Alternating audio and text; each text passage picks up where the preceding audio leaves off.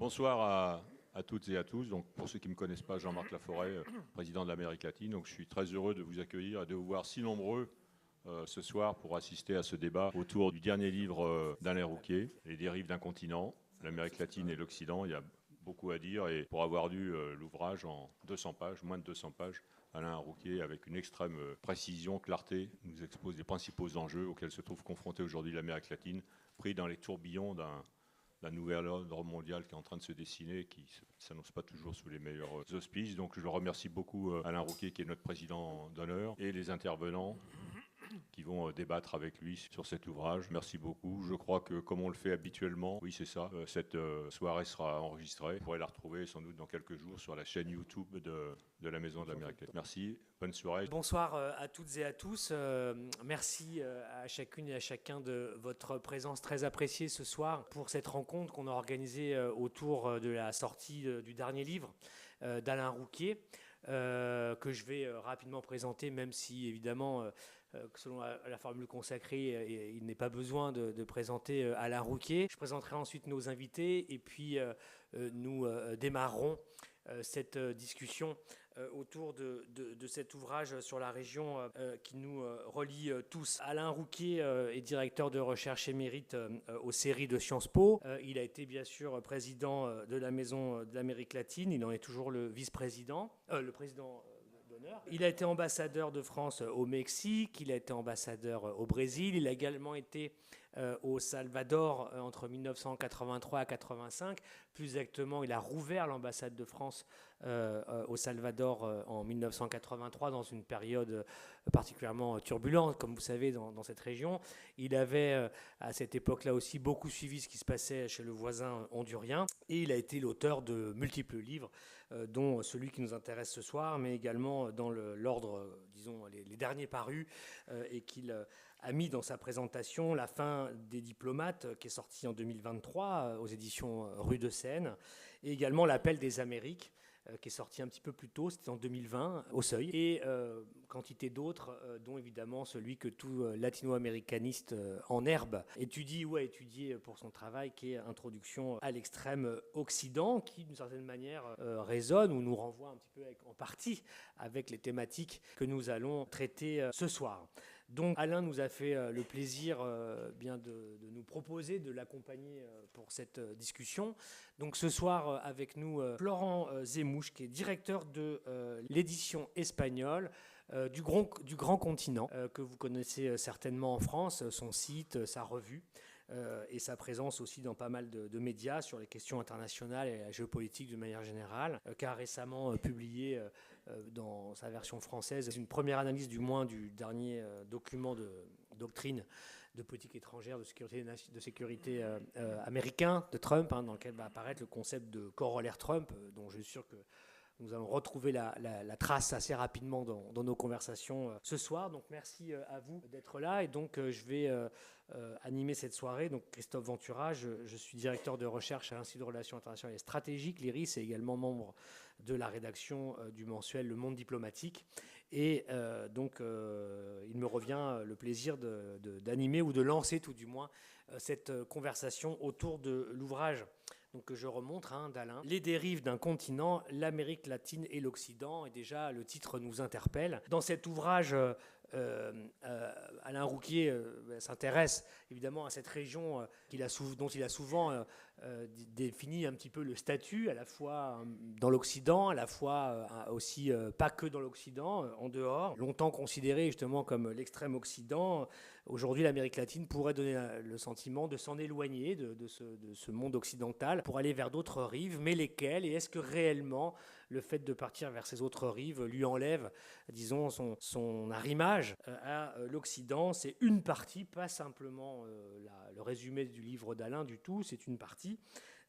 Et en tout cas, Alain s'intéresse dans cet ouvrage à savoir justement si la région va ou pas se désoccidentaliser. Donc, une fois ce cadre posé, je pense que le plus simple est démarrer cette conversation par une question posée à l'auteur du livre, Alain Rouquier, tout simplement. Pourquoi avez-vous écrit ce livre et pourquoi évoquer cette idée de dérive d'un continent? Avant de répondre à votre question, je voudrais à mon tour remercier Christophe et Florent d'avoir bien voulu m'accompagner. Je voudrais faire aussi un remerciement tout spécial à Anne-Marie Métayer, qui est mon éditrice, qui a fait, regardez, un très beau livre. Je ne sais pas si le livre est bon, mais il est beau. Je dis tout particulièrement parce que c'est une conversation à la Maison d'Amérique latine qu'est né ce livre. Une conversation entre Anne-Marie et moi. Et puis, bon, ça a pris d'autres dimensions, mais au départ, cette dérive, c'était une dérive des continents, c'est-à-dire un éloignement de l'Amérique latine par rapport aux États-Unis. C'était des dates, 2005, le sommet des Amériques de Mar del Plata, où les États-Unis, toutes tendances confondues, essaient de mettre sur pied une zone de libre-échange des Amériques, c'est-à-dire reviennent au vieil objectif de panaméricanisme. C'était Bush père qui avait lancé l'initiative pour les Amériques, c'était le premier pas, et puis Clinton, un républicain et un démocrate, qui avait pour sa part lancé les sommets des Amériques. Et il y a un sommet en 2005 en Argentine, à Mar del Plata, qui est un endroit parfait pour les sommets parce qu'il y a beaucoup d'hôtels qui sont vides. Et il se trouve que le moment est celui de la révolte d'un certain nombre de gouvernements contre la tentative de mainmise des États-Unis. C'est le moment où Lula, par exemple, dit cette zone libre des Amériques, Alca d'espagnol, c'est du néocolonialisme. C'est une façon de nous coloniser. C'était une façon de mettre la main sur l'essentiel des économies d'Amérique latine. Et à Mar del Plata, il y a un coup d'État, il y a un coup d'éclat où le président argentin, le président brésilien, avec l'aide du féroce président du Venezuela, disent « votre affaire, on n'en veut pas ». Et c'est fini. C'est fini parce que dans tous les sommets des Amériques, jusqu'au dernier, on ne parlera plus de tentative de panaméricanisme. Ça, c'est la première date. La deuxième, c'est qu'à partir de 2009, la Chine est le premier partenaire commercial du Brésil. C'est pas rien, le Brésil. À partir de 2009. Après, il y en a d'autres, une douzaine qui ont de pays d'Amérique latine, qui ont pour premier client, premier partenaire commercial, la Chine. Mais ça commence là. Voilà, c'était l'idée, la première. C'est la dérive au singulier, la dérive des continents qu'on voit sur cette carte de géographie ancienne. Après, il y a un autre sens de dérive. C'est là que nous entrons dans ce que j'ai voulu essayer d'explorer. Nous assistons aujourd'hui à un changement d'époque, à un effondrement ou un quasi-effondrement de l'ordre international que nous connaissions depuis 1945. Les règles, les droits, les pratiques du fonctionnement régulier, ordonné du système international sont remises en question parce que je pourrais appeler des États prédateurs, ce n'est pas le titre le plus précis, mais enfin des États prédateurs qui sont trois, comme vous connaissez, et qui rejettent des principes qui fonctionnaient jusque-là, qui rejettent le multilatéralisme, qui rejettent les alliances au nom d'intérêts nationaux conçus de manière assez extrême ou assez fermée. Et ça, c'est le premier point. Le deuxième point, j'en ai parlé à propos de 2009 et du Brésil, c'est quand même la fulgurante ascension de la Chine. Qui s'attendait à cela? À partir de Deng Xiaoping, on s'attend à ce qu'il y ait une forme de capitalisme. Il faut bien dire, la Chine est un pays communiste, mais capitaliste, et que la prospérité soit au rendez-vous, mais pas à ce point-là. Ça signifie quoi? Ça signifie pour l'Amérique latine une demande gigantesque de la production latino-américaine, que ce soit la production agricole, que ce soit la production minière, et de l'autre côté, l'inondation de l'Amérique latine, comme l'Europe, des biens industriels produits par la Chine. Voilà, c'est à partir de là que j'ai pensé que ce serait intéressant d'examiner la position de l'Amérique latine. J'ose à peine parler de l'Amérique latine aujourd'hui, parce que ce que je vais ajouter, c'est que l'Amérique latine, et ça ce sont les dérives, est fragmentée, déstructurée, désintégrée, émiettée, principalement par l'action de ces grands États prédateurs, même quand ils n'ont pas l'air d'être prédateurs, comme la Chine en Amérique latine n'a pas l'air d'être autre chose qu'un partenaire commercial, un partenaire dans les investissements d'infrastructures, etc.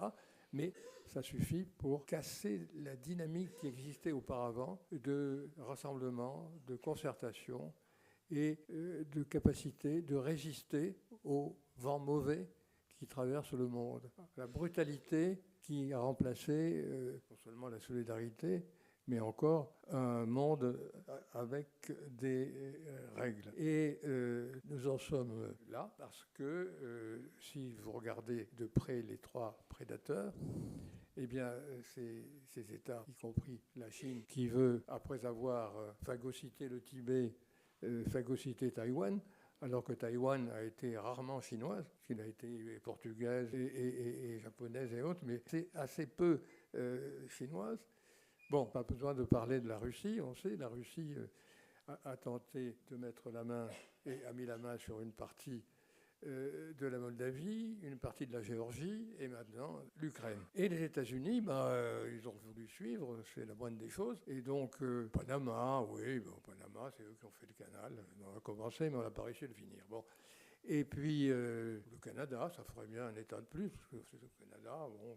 Et enfin, le Groenland, parce que le Groenland, c'est bien placé. Il y a longtemps qu'on n'avait pas vu, je dirais presque depuis 1848, on n'avait pas vu un gouvernement américain dire je prends ça, je prends ça. Bon, ils allaient faire la guerre au Moyen-Orient ou ailleurs, mais dans les pays voisins, ils faisaient des coups d'État, ils avaient des interventions qui n'étaient pas toujours vertueuses, mais ce n'était pas dit de cette façon-là, ce n'était pas aussi clairement affirmé. Donc, les États prédateurs ne cachent plus leur volonté de prédation. Face à cela, où va l'Amérique latine ? Et j'ai pensé que si on tentait de comprendre où va l'Amérique latine, dans ce contexte de bouleversement, ce contexte chaotique, ça permettrait peut-être de comprendre un peu mieux comment ce système qui n'existe pas, ou cette absence de système fonctionne. C'est-à-dire éclairer un peu le chaos actuel à partir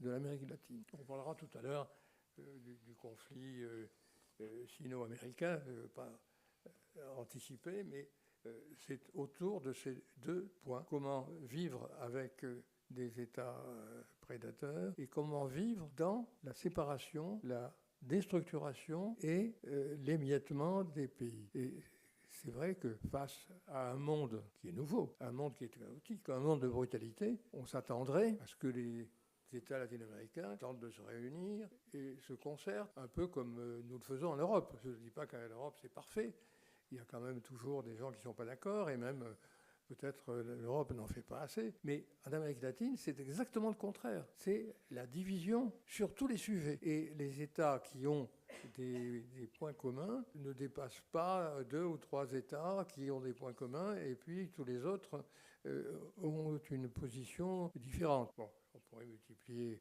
les exemples, mais je simplement en prendre un. Gaza et le problème israélien. Vous avez en Argentine un président qui a déclaré lors de son investiture qu'il voulait se convertir à la religion juive. Il a décidé, il n'a pas fait d'ailleurs, que comme les États-Unis, son ambassade serait transférée à Jérusalem. Et troisièmement, il a nommé son rabbin préféré, parce que bien que catholique, il a un rabbin préféré, ambassadeur en Israël. Voilà pour l'Argentine.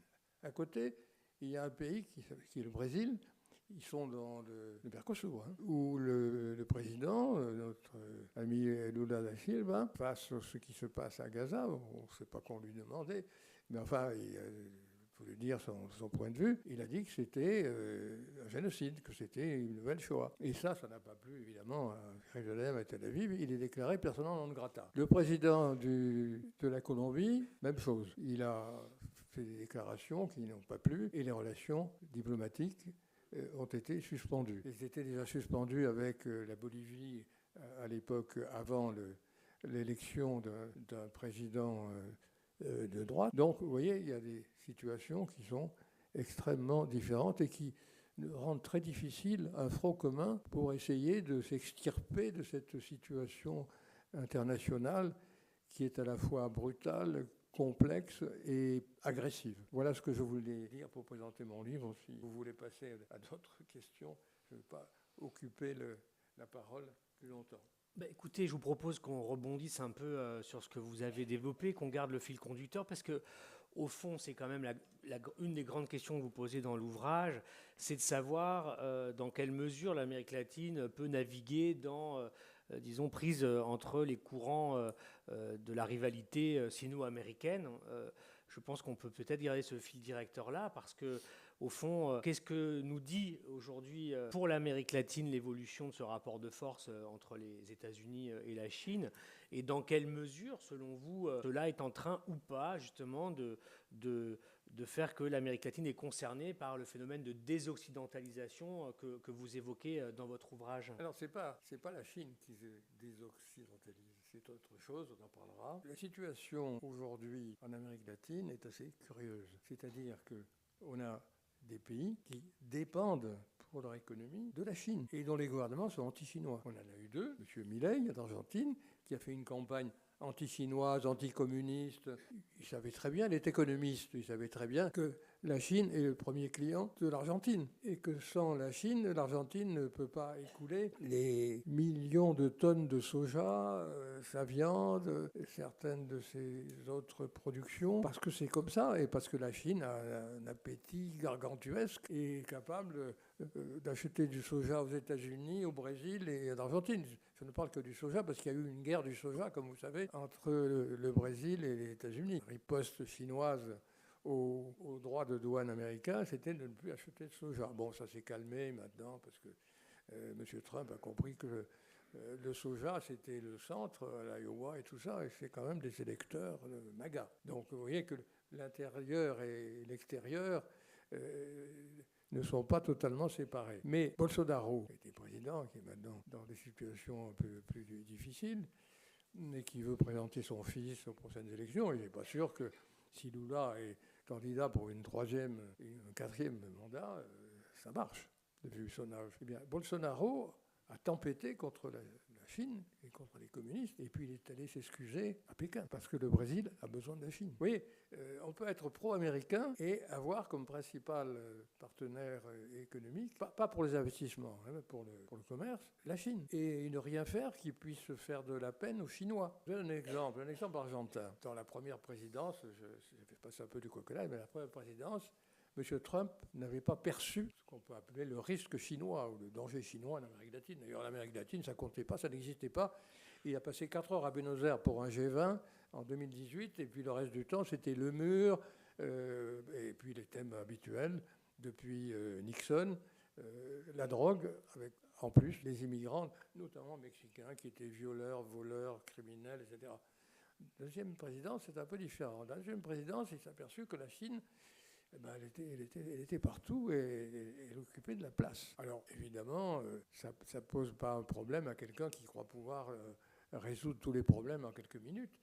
Mais au Pentagone, par exemple, on s'est aperçu qu'il y avait dans la province de Neuquén des installations chinoises de suivi des satellites.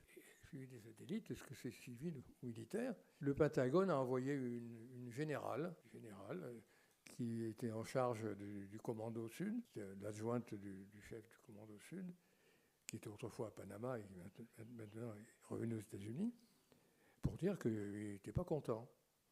Et il y a eu cette réponse extraordinaire de la ministre des Affaires étrangères de l'époque, qui a sauté sur une affaire cubaine aux Nations Unies, et qui a dit à un journal, civil ou militaire, moi quand c'est des Chinois, je ne vois pas la différence. Bon, c'était un peu olé olé, non, c'était un peu raciste, mais enfin bon, vous savez que les Argentins se font une haute idée de la blancheur de la peau. C'est pour dire que c'est pas évident que pour faire plaisir aux États-Unis, on peut jouer dans les conférences internationales ou pour les prix Nobel de la paix à Oslo, le représentant de M. Trump ou le sous-marin des États-Unis. Mais quand il s'agit de toucher aux intérêts chinois, ça c'est autre chose. Parce qu'on sait qu'on ne peut pas vivre. Le Brésil, par exemple. Le Brésil, les États-Unis, c'est 13% de son commerce extérieur. Et la Chine, c'est 35%. Qu'est-ce que vous voulez? Et alors, est-ce que ça veut dire qu'on choisit? Oui, on peut choisir, politiquement. Mais encore, on peut se tromper, parce que nous sommes dans le flou idéologique aujourd'hui. Je reviens sur l'affaire de M. Milei. M. Milei suit de très près Trump. Et pour son investiture, il avait cru faire plaisir aux États-Unis en invitant le président ukrainien. Manque de chance, il n'est plus à l'odeur de sainteté à la Maison-Blanche. Vous voyez, il y a beaucoup de choses comme ça. Le flou idéologique, c'est quelque chose qui est à la base de cette désintégration du système international. Le flou idéologique, on le connaît au sujet de M. Poutine. On le connaît en France, la droite, la gauche. Mais on a vu, je reviens à l'Argentine, parce que, bon, c'est un pays que je suis tout particulièrement, même si j'en suis un certain nombre par ailleurs, juste avant février 22, une semaine avant l'invasion de l'Ukraine par la Russie, il y a eu 2 présidents de grands pays qui sont allés voir M. Poutine. M. Fernandez, Alberto Fernandez, président de l'Argentine, et M. Jair Bolsonaro, président du Brésil. Est-ce qu'ils avaient le même objectif? Eh bien non. Pour le progressiste Fernandez, il allait voir quelqu'un qui pouvait l'aider financièrement. Il a proposé à Poutine que l'Argentine soit la porte de l'Amérique latine, etc., etc. C'était tout très beau. Et Bolsonaro, il allait voir quelqu'un qui défendait la famille chrétienne contre les LGBT, contre la débauche occidentale, etc., etc. Parce que c'était ça, c'était et c'est toujours son idéologie. Oui, là, il y a un flou idéologique. On parle toujours, et ça a été repris récemment à propos des affaires des Caraïbes des Américains, the fog of war, qui était une expression qui a été utilisée par McNamara. Et il y a aussi le flou, le brouillard de l'idéologie. Et en Amérique latine, c'est très clair. Quand on voit monsieur le président du Brésil, pour qui j'ai beaucoup d'admiration, et les gens qui sont autour de lui dire que bon, l'Ukraine et la Russie, on les renvoie dos à dos, parce que ces Ukrainiens qui continuent à s'armer et à se faire armer par les Américains et les Européens, c'est pas bien, parce que si vous voulez vraiment la paix, ils se désarmeraient. Les bras vous en tombent, je dois dire. Pourtant, c'est des gens pour qui j'ai de l'admiration, y compris Celso Amorim, qui est encore plus clair sur son intérêt, son amitié pour la Russie. Et d'ailleurs, Celso Amorim, récemment, dans un article, Celso Amorim, c'est un ancien ministre des Affaires étrangères, ancien ministre de la Défense et maintenant le premier conseiller pour les affaires internationales du président Lula. Eh bien, récemment, dans une interview, il a dit, vous savez, en France et puis ailleurs, vous avez une russophobie que je trouve singulière. Parce que quand même, ce n'est pas les Russes qui ont commencé, c'est les Français, avec Napoléon. Voilà, c'est un argument historique. Moi, je suis sensible aux arguments historiques. Mais là, je dirais, il est un peu excessif. On a des situations où on voit des gouvernements qui sont progressistes ou de gauche confondre un peu rapidement la Russie de Poutine avec l'Union soviétique qui a aidé les luttes d'indépendance, qui a apporté sa pierre à un certain nombre d'édifices que apprécient les progressistes latino-américains. Ça, évidemment, ça ne facilite pas la mise en commun des intérêts latino-américains, bien au contraire. Alors, évidemment, on pourrait ajouter à ça, parmi les brouillards idéologiques, disons, ce que sont aujourd'hui les BRICS. Au départ, c'était des grands pays. Bon, il fallait un B, donc il y avait le Brésil.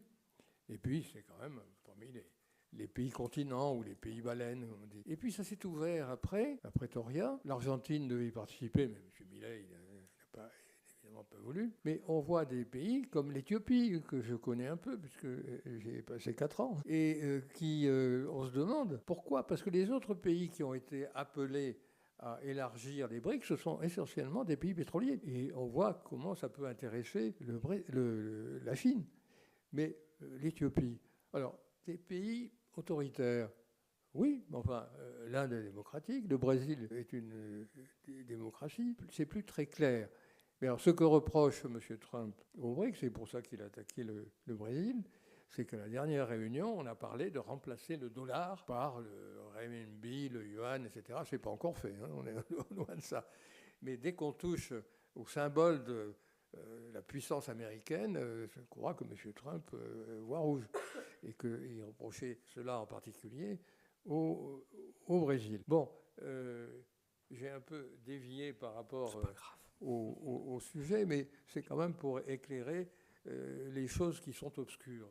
Et plus on les éclaire, plus elles restent obscures. Écoutez, je crois qu'effectivement, ça permet à toucher quand même à pas mal de dimensions des sujets qui, de toute façon, nous font réfléchir. Je veux dire, Trump n'est pas éternel, Vance non plus, et de toute façon, il ne faut pas insulter l'avenir. Tant qu'il y a une possibilité, il faut essayer de la maintenir. Et il y a des tas de bons esprits qui sont très bien informés, qui disent « nous sommes toujours alliés des États-Unis ». On ne sait jamais d'ailleurs avec l'incertitude qui est la base de la politique extérieure et intérieure d'ailleurs aussi de Trump, tout peut se renverser d'un jour à l'autre.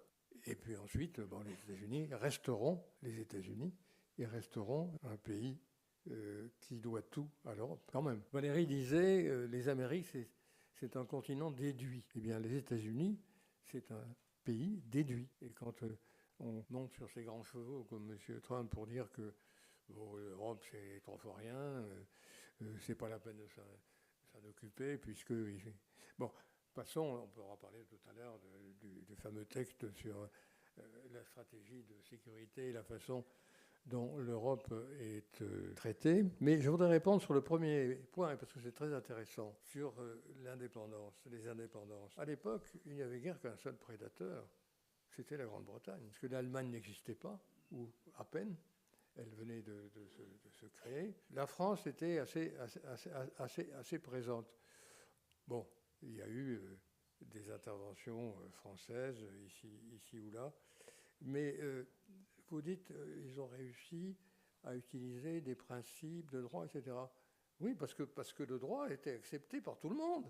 La doctrine Drago, la doctrine Calvo, sur le refus de voir des pays puissants se faire payer leurs dettes par la force. C'est l'intervention politique de la canonnière. Tout le monde l'a accepté. Allez faire accepter ça, cette tentative de limiter l'intervention des puissances extérieures à M. Trump ou à M. Poutine. À partir du moment où on dit « c'est moi qui décide et le droit ne me limite pas, le droit c'est moi », il y en a qui l'ont dit ça, le droit c'est moi qui l'édicte. C'était un nommé Adolphe qui disait ça. Il y a des théoriciens du droit nazi qui ont justifié, et des grands esprits qui ont justifié cette source de droit qui était le Führer. Aujourd'hui, il y a sources de droit qui sont des présidents qui disent « moi, ce que je décide, c'est le droit ». Quand je décide que les Ukrainiens sont dirigés par des nazis et que j'enseigne aux petits Ukrainiens que j'ai envoyé dans les écoles russes qu'il faut dénazifier le continent européen, qu'est-ce que vous voulez faire? Vous voulez dire le droit ne permet pas, etc. Est-ce que le droit permet de tirer sur des bateaux qui prétendument seraient porteurs de stupéfiants? Non, le droit peut permettre de les arrêter, de les juger, mais pas de les tuer, et surtout pas de faire une deuxième frappe pour tuer ceux qui ne sont pas morts lors de la première frappe. Vous voyez, s'il y avait un droit, on le saurait. Mais pour ces pays, le droit, c'est différent pour la Chine. La Chine, à part sur Taïwan et puis le Xinjiang et le Tibet, essaie de jouer, comme elle a joué à l'Organisation mondiale du commerce, sur l'idée du bon élève qui accepte les principes, accepte le droit, etc. Si vous comparez la Russie et la Chine, d'abord, ils ne sont pas alliés. Vous savez que l'Empire du Milieu ne s'allie à personne. Ils ont une amitié éternelle. C'est beaucoup plus facile. La Chine considère que ce qui se passe en Russie et en Ukraine, c'est pas bon pour elle. Parce que ce qui l'intéresse, c'est la prospérité, c'est la montée en puissance, c'est l'économie. Et la guerre et l'économie, si la Chine hésite tant devant Taïwan, c'est parce que le risque d'une guerre ne va pas dans le sens de la politique de grande puissance, la politique de... Vous savez ce que disait Khrouchtchev? Il disait, on va rattraper les États-Unis et peut-être on les dépassera. Eh bien, les Chinois, Khrouchtchev, disent, non seulement on va rattraper, mais on va certainement les dépasser. D'ailleurs, on les a déjà dépassés dans un certain nombre de domaines. Ça et la guerre, ça ne va pas tellement ensemble. Donc, on n'est pas dans une situation de guerre froide où il y avait une homogénéité des deux camps. Où est le communisme collectiviste aujourd'hui? À Cuba? Au Laos, peut-être? La Russie est un pays capitaliste.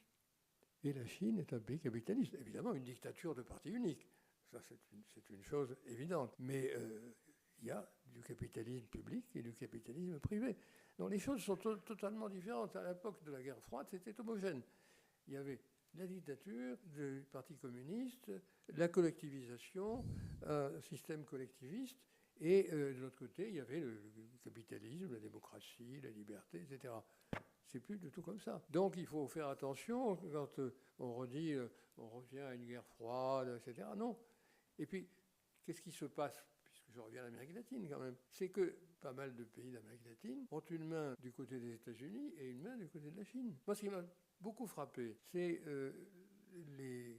après les présidentielles au Brésil et au Chili. Vous savez qu'autrefois, à la belle époque, quand il y avait une politique latino-américaine de Washington, les présidents élus allaient d'abord à Washington. Bon. Alors, je laisse de côté Milei, qui lui est allé à Jérusalem. Enfin, ça, c'est une excentricité argentine. Mais Lula et le président chilien, Boric, ils sont allés dans les deux capitales, dans un ordre différent. Boric est allé d'abord en Chine et ensuite à Washington, et Lula a fait le contraire. Bon. Et Lula défend une politique qui est la politique du Brésil depuis très longtemps. Pas depuis toujours, parce qu'au départ, avec Rio Branco, puisque vous venez dans l'histoire, aussi, il y avait une décision claire d'une politique d'alliance invisible, avec les États-Unis, contre l'Argentine. Ça, c'était les époques où l'Argentine, c'était l'Europe, et donc les Brésiliens s'alliaient avec les États-Unis.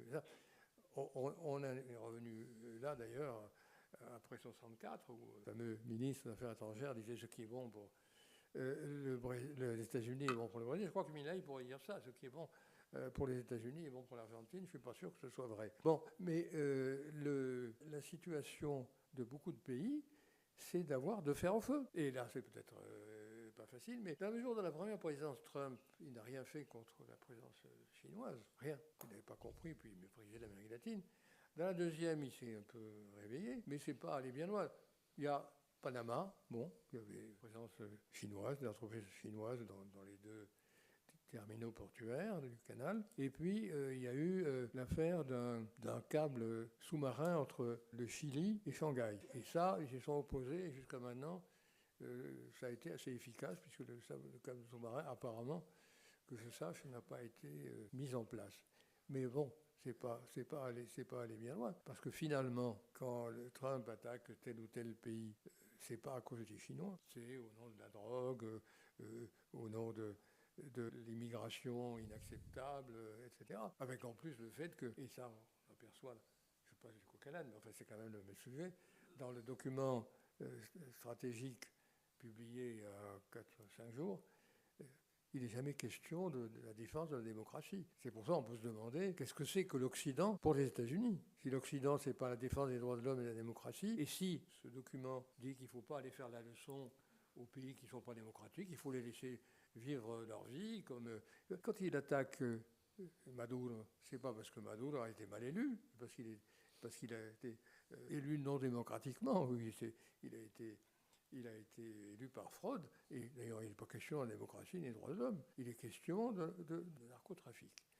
Alors même que le Venezuela n'est pas le principal responsable du narcotrafic vers les États-Unis, c'est bien connu, sauf du gouvernement américain, apparemment. Florence Émouche, peut-être en gardant un peu ce fil sur ce que vous évoquez, ou comment vous analysez-vous disons, l'influence ou le poids de cette relation, de cette rivalité sino-américaine sur le sous-continent latino-américain, même que vous évoquez les propos d'Alain Rouquet, les pistes qu'il ouvre, les commentaires qu'il peut faire sur les sujets que nous avons abordés. Merci beaucoup. Je suis aussi ravi de présenter ce nouveau livre d'Alain Rouquet, un livre, je dirais, qui peut intéresser tout lecteur de manière générale et naturellement en particulier les lecteurs passionnés que nous sommes de l'Amérique latine. Juste peut-être un mot très brièvement sur le livre alors c'est une banalité quand on parle de livre d'Alain Rouquet, mais qui est très instruit, intelligent, efficace, c'est pas mal, non? C'est un bon livre. C'est pas mal. J'accepte. Et ce qui m'a beaucoup intéressé, c'est un livre qui ne craint ni le temps long, ni la profondeur, dans le sens où il est construit de telle sorte qu'il n'a pas peur de faire un pas, voire plusieurs en arrière, pour bondir ensuite et arriver au présent, au pur contemporain. Et c'est très troublant en lisant le livre, parce que ça permet vraiment ça donne tous les jalons historiques pour comprendre ce qui se passe en ce moment même, sous nos yeux. Alors on a beaucoup évoqué le fameux document national de stratégie de sécurité américaine, qu'effectivement on a traduit, on a publié aussi en espagnol pour répondre à votre question de tout à l'heure. Et le fameux corollaire d'Unruh, on revient à une sorte d'ingérence brutale et frontale des États-Unis vis-à-vis de l'Amérique latine. Je suis embêté, j'ai beaucoup de questions qui surgissent en vous écoutant. Donc j'avais envie de vous demander justement si vous expliquez ce changement dans l'approche de l'administration Trump dans ce second mandat par juste la présence de la Chine dans le sous-continent latin. Comment expliquez-vous cette pression qui monte de plus en plus autour de Caracas? Il y a eu l'ingérence grotesque, explicite en Argentine aux dernières élections pour soutenir les candidats milléistes. Au Honduras ces jours-ci, il y a des choses un peu plus souterraines en Amérique centrale, avec le Salvador, l'Équateur, etc. Est-ce que c'est la Chine qui explique ce changement d'approche du second Trump? Des milliers de choses qui expliquent. Il y a aussi la personnalité de Trump qui explique. Je voudrais simplement revenir sur le problème, on parle maintenant, du retour de la doctrine Monroe et de l'additif Theodore Roosevelt de 1904. Sous la présidence d'Obama, il avait été publiquement manifesté que la doctrine de Monroe pour les États-Unis n'existait plus. C'est le ministre des Affaires étrangères qui l'a dit, Obama qui l'avait décidé. Obama, dans sa politique latino-américaine, ce qu'il voulait, c'est comme le pivot vers l'Asie, c'était en finir avec les problèmes européens, c'est pas nouveau, hein. Finir avec ce qui restait de la guerre froide. Et ça faisait partie un peu de ce qui restait de la guerre froide. Et puis Trump arrive au pouvoir et son premier directeur du Conseil national de sécurité fait un discours public en disant mais pas du tout, la doctrine de Monroe, c'est toujours d'actualité. Donc c'est pas tout à fait nouveau, même si la politique latino-américaine c'était le mur.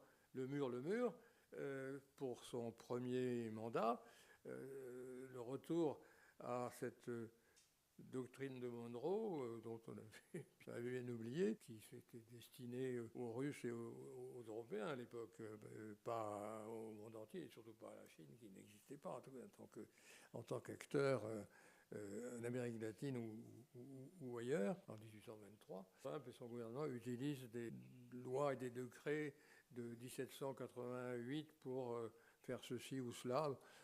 C'est très bien pour les historiens, ça veut dire que l'histoire compte beaucoup à la Maison-Blanche, mais enfin quand même, on pourrait trouver des références beaucoup plus contemporaines et beaucoup plus récentes. Ce qui me semble relativement évident, c'est que ce n'est pas la Chine qui a déclenché cette nouvelle politique par rapport au premier Trump. La Chine peut compter parce que, bon, c'est un cadre général, mais si vous lisez justement, parce que vous l'avez fait traduire, le fameux document, la Chine et la Russie sont traitées de manière assez bienveillante. On parlait à un moment, pour la politique latino-américaine des États-Unis, de benign neglect, de négligence ou abandon bienveillant. Aujourd'hui, l'Europe et l'Amérique latine sont traitées avec une négligence malveillante. Et c'est clair pour les deux. Parce qu'apparemment, si vous lisez ce texte et vous l'avez lu, les pays ennemis, les pays avec lesquels il faut faire des choses pour les déstabiliser et pour changer leur façon de faire de la politique, de faire de l'économie, etc., ce sont les pays de l'Union européenne et les Européens en général, les Anglais y sont compris d'ailleurs, les relations spéciales avec l'Angleterre ou la Grande-Bretagne, c'est fini depuis longtemps. Et puis l'Amérique latine. L'ennemi principal ou l'adversaire principal, c'est l'Union européenne, et l'adversaire secondaire, c'est l'Amérique latine. Et c'est pour ça qu'on ressort ça. Alors pourquoi l'Amérique latine? Regardez, quels sont les continents démocratiques dans le monde? Vous en voyez beaucoup en dehors de l'Amérique latine et de l'Europe. Quels sont les continents qui se réfèrent, sauf quelques cas particuliers pour l'Europe ou pour l'Amérique latine, qui se réfèrent au système international multilatéral et qui le défendent au G20, qui le défendent à la COP de Belém, etc. L'Amérique latine et l'Europe. Et ça, évidemment, ça ne va pas dans le sens des politiques des prédateurs qui se rapprochent de plus en plus. Je suis désolé de le dire. Ce sont nos amis, les Américains, et j'espère que les États-Unis resteront une démocratie et qu'ils pourront se débarrasser. Le problème de la démocratie, c'est pas d'élire quelqu'un, c'est de pouvoir se débarrasser de quelqu'un. C'est ça l'essentiel. Et quand un président qu'on n'aime pas, ben on vote contre lui. Quand on a des députés qu'on n'aime pas, on vote contre ça, c'est la démocratie. Quand il n'y a pas de fraude. S'il y a des fraudes, c'est plus la démocratie. Eh bien, je crois que les deux continents sont des continents démocratiques. Regardez ce qui s'est passé au Brésil, en Argentine. L'Argentine, je reviens à l'Argentine, excusez-moi, Florence, parce qu'il se trouve que j'ai un peu travaillé sur les militaires argentins, les coups d'État, etc. Eh bien, après 50 ans de militarisme et de coups d'État, depuis 1983, on a la démocratie, et la démocratie fonctionne. Et la droite, ou les péronistes, alternent au pouvoir. Quand Macri est au pouvoir, il a perdu les élections, et ce sont la gauche péroniste, entre beaucoup de guillemets, qui a gagné. Bon, ça s'est bien passé. Et quand la gauche péroniste a perdu, c'est M. Milei qui, en dépit de toute cette excentricité, a été régulièrement élu et reconnu élu par les péronistes. Qu'est-ce qui s'est passé au Brésil avant les turlupinades de Bolsonaro lorsqu'il a perdu l'élection? Eh bien, là aussi, Bolsonaro a été élu, j'ai été d'extrême droite, etc. Mais personne n'a dit c'est scandaleux, il ne faut pas l'élire, il faut l'empêcher d'arriver au pouvoir. Donc ça fonctionne, et ça fonctionne à peu près partout, sauf le Venezuela, le Nicaragua. Regardez ce qui vient de se passer au Guatemala. Le Guatemala, c'est pas un parangon de démocratie. Depuis longtemps, la démocratie a été un peu bousculée. Bien, il y a eu un président de gauche qui a été élu contre l'establishment juridique, politique et économique. Et Bernardo Arévalo a beaucoup de difficultés à gouverner. Tous ceux qui ont essayé de remettre en question son élection ont dû se retirer au bout d'un certain temps en disant bon, ben, ça ne marche pas. Donc il y a cette situation de ces deux continents qui fait leur particularité. Et où est-ce qu'il y a de la démocratie en dehors de certains États, Japon, Taïwan, Corée du Sud? Et ça, tous ceux qui pensent que la démocratie c'est mauvais, que la démocratie devrait être limitée, que la démocratie n'est bonne que lorsque elle élit les gens qui pensent comme moi, eh bien ceux-là sont dans une situation de rage, trépigne et en veulent à ces deux continents. Il n'y a pas que ça, évidemment. Alors, puisqu'on en est à parler des raisons de ces changements, vous me direz, les migrations, c'est vrai, démocrate, c'était laxiste, mais enfin pas Barack Obama. Barack Obama a expulsé 400 000 immigrants par an, et avant Trump numéro 2, personne n'en avait expulsé autant. Il a fait ça en catimini, comme il a fait toute sa politique d'ailleurs, et ça l'est bien trouvé. Qu'est-ce qui s'est passé donc pour qu'il y ait une répression qui semble disproportionnée, avec des moyens très curieux, l'ICE, les agents de l'ICE qui se promènent avec des masques qu'on ne peut pas reconnaître, qui prennent quiconque à l'air d'un latino-américain, même s'il est un peu blanc. Eh bien, je crois que l'Amérique du Nord, après la fin de la guerre froide, a cherché les moyens, les pratiques pour continuer à contrôler essentiellement l'Amérique latine. Alors, ça a été le panaméricanisme, qui n'a jamais été populaire en Amérique latine. Le panaméricanisme, c'est une invention d'Amérique du Nord. Un certain nombre de pays s'y sont opposés, notamment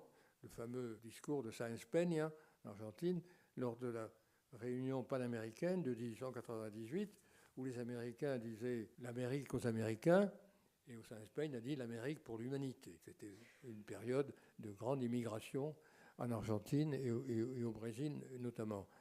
Mais il y a eu donc cet échec, 2005.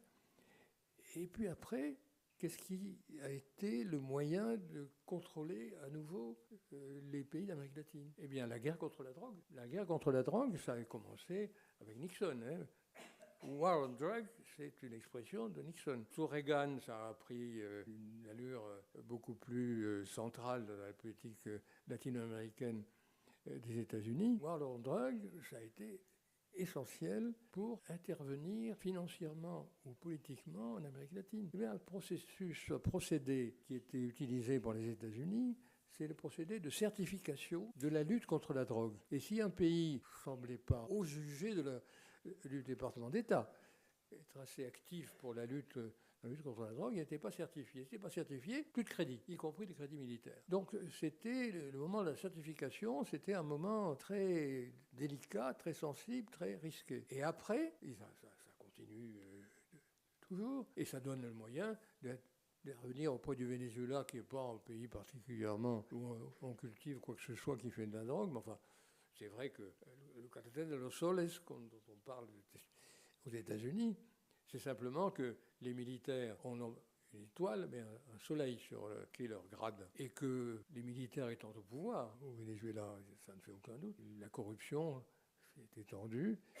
Et c'est vrai que s'il y a des trafics divers et variés, ce sont les militaires qui le font. Voilà. De là à dire que c'est Maduro qui dirige un clan comme celui de Sinaloa, bon, c'est un peu à côté de la plaque, si j'ose dire. Et le deuxième thème, qui est apparu un peu plus tardivement, parce que ça pose un problème économique, un problème de main-d'œuvre, c'est l'immigration. Et l'immigration, les expulsions d'aujourd'hui vont poser et posent déjà des problèmes dans l'agriculture, dans les services et dans l'industrie. Donc il faut se faire plaisir en faisant du chiffre. Vous savez que le chiffre, c'est il faut expulser 1 million.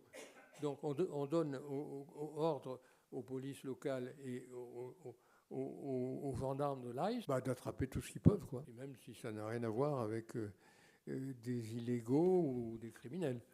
Il faut 1 million.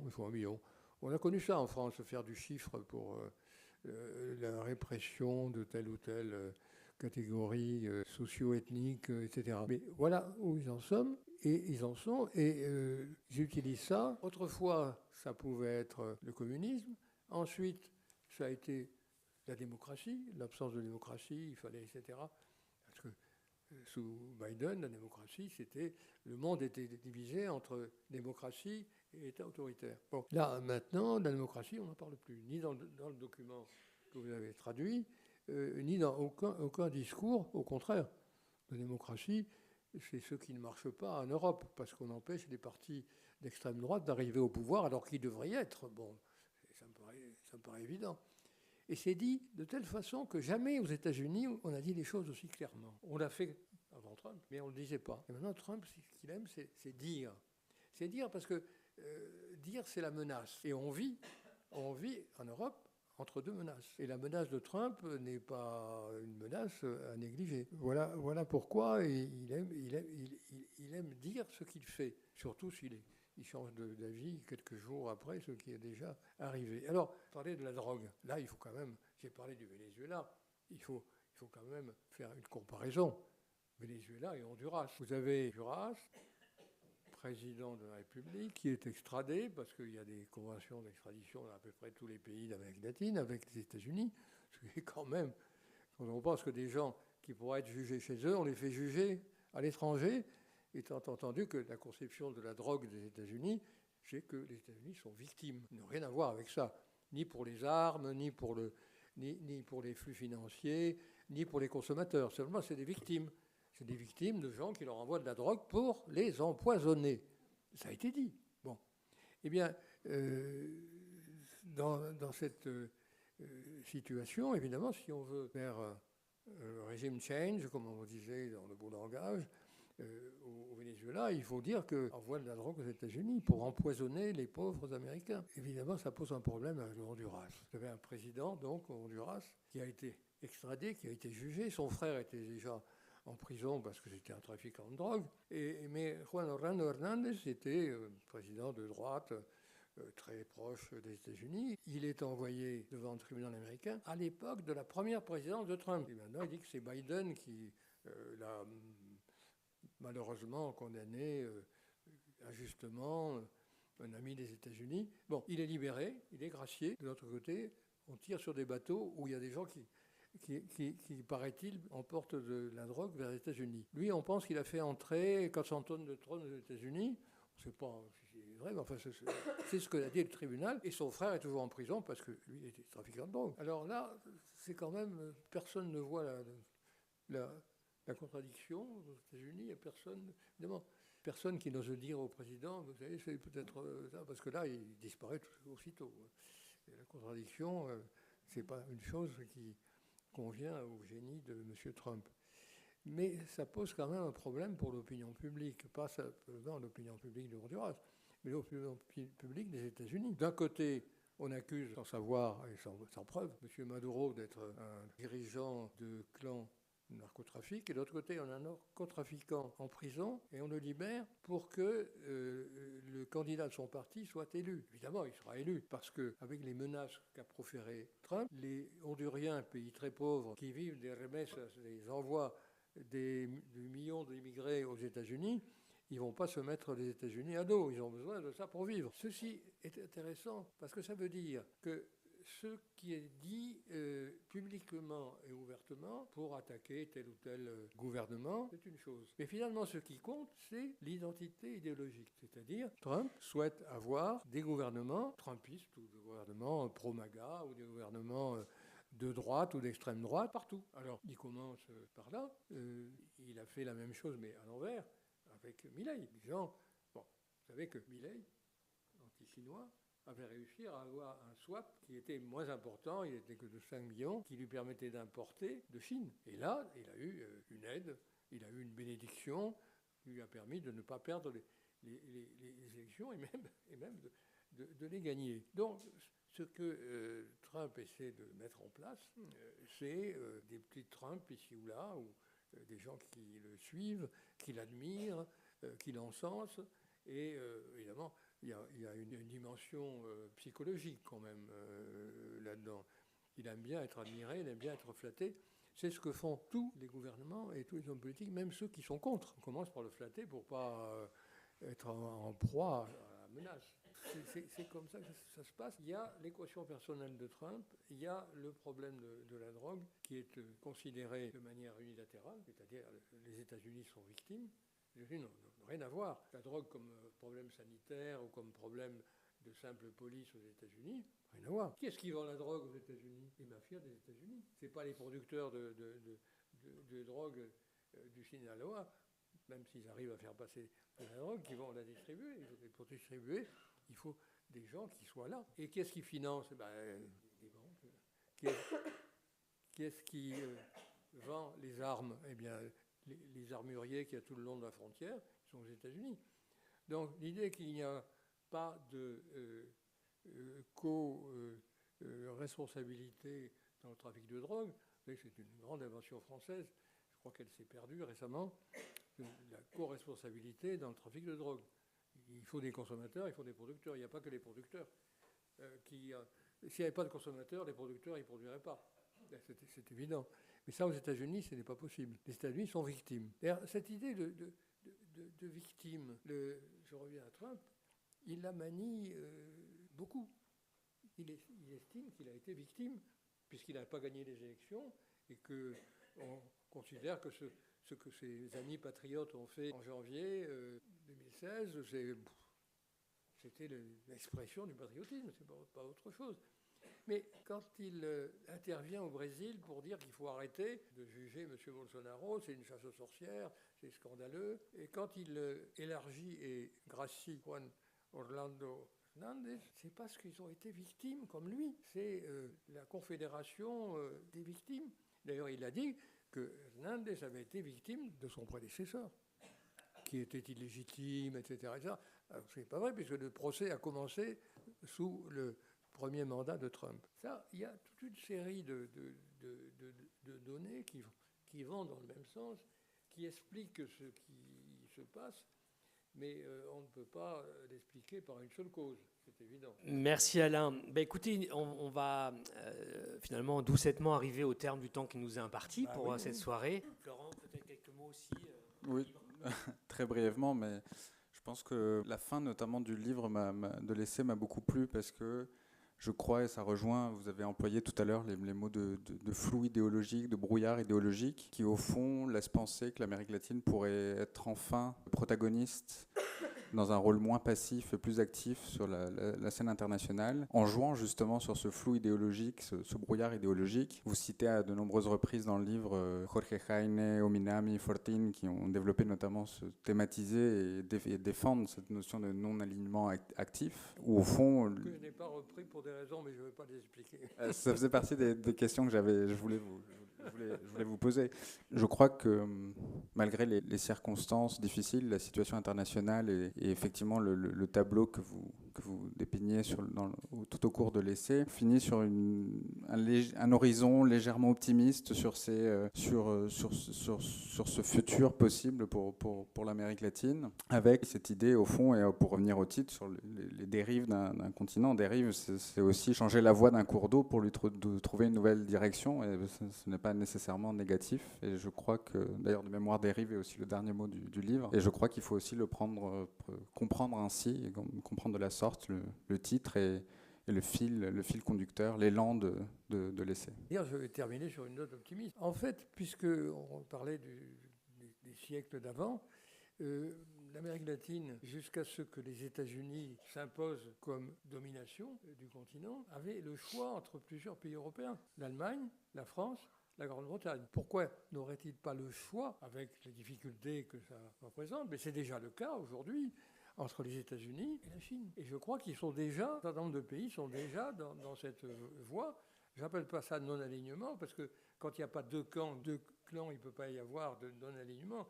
Ça s'appelle du bi-alignement ou du multi-alignement, parce que les Européens ont leur mot à dire, même s'ils ne le disent pas encore, et ça c'est un autre sujet. Je suis relativement optimiste quand je vois ce qui se passe. Les États-Unis n'ont pas tenté de chasser la Chine parce qu'ils ne peuvent pas la remplacer et parce que c'est trop tard. Ils ont laissé passer le coche, si j'ose dire.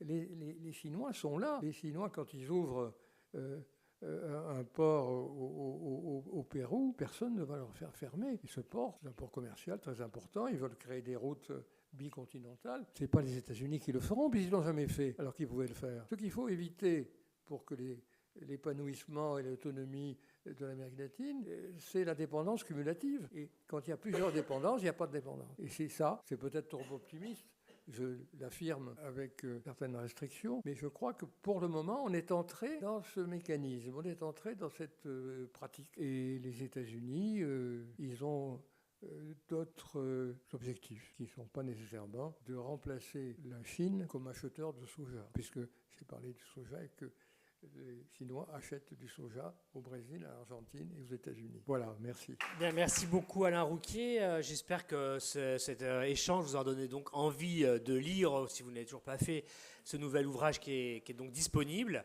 d'Alain Rouquier. Simplement dire à celles et ceux que ça intéresserait, parce que vous avez entendu parler ce soir par exemple de certains noms comme Carlos Ominami, de la doctrine de non-alignement actif. Pour celles et ceux que ça intéresserait, le concept et la doctrine a été présenté pour la première fois dans un dossier que j'ai eu le plaisir de coordonner dans la revue internationale et stratégique que cite Alain dans son ouvrage, où vous trouverez en fait le texte, disons, des auteurs en question qui présentent cette thèse, cette stratégie pour l'Amérique latine. Et on a aussi beaucoup parlé du panaméricanisme et de la contribution des diplomaties latino-américaines à ce qui va devenir finalement l'élaboration des principes ou de certains principes clés du droit international. Et là-dessus, je vous renvoie aussi à un article qui a été publié dans le Monde diplomatique il y a 2 mois, au mois d'octobre, sur le sujet qui a été écrit par quelqu'un qui s'appelle Giancarlo Suma, qui est un universitaire, un professeur, un analyste politique, et qui revient et qui vous permettra, je l'espère, un petit peu de continuer à découvrir ou à redécouvrir cette place aussi de l'Amérique latine dans la construction du multilatéralisme historiquement, place qui expliquerait, selon Alain, il nous l'a dit ce soir, une des vraies raisons pour lesquelles Trump attaque aujourd'hui l'Amérique latine. Sur ce, bonne soirée à toutes et à tous.